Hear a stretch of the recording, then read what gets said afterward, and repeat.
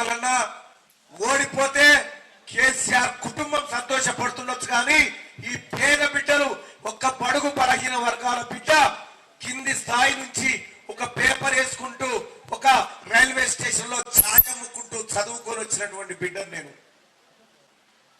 ఇలా వస్తున్నటువంటి క్రమంలో పట్టభద్రుల ఎమ్మెల్సీ ఎన్నికలు నేను నిలబడితే ఇదే కేటీ రామారావు ఏమంటా ఉండన్నా వాళ్ళ అభ్యర్థి అంట బిట్స్ పిలానీలో చదివిండట.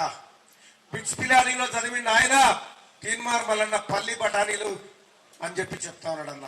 అన్న నేను ఉస్మానియా యూనివర్సిటీలో చదువుకున్నా, కాకతీయ యూనివర్సిటీలో చదువుకున్నా, జేఎన్టీలో చదువుకున్నా.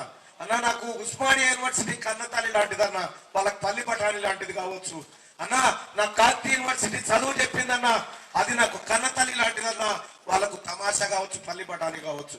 సోదరులారు ఒక మాట చెప్తా ఉన్నా, ఇదే యూనివర్సిటీ లేకపోతే, ఇదే మహాత్మా గాంధీ యూనివర్సిటీ లేకపోతే, ఇదే ఉస్మానియా లేకపోతే, ఇదే కాకతీయ యూనివర్సిటీ లేకపోతే తెలంగాణ రాష్ట్రం వచ్చేదేనన్నా. పిల్లలు కొట్లాడకపోతే వాళ్ళు ఒంటి మీద కిరోసిన్ పోసి తరగబెట్టుకొని చనిపోయారన్న.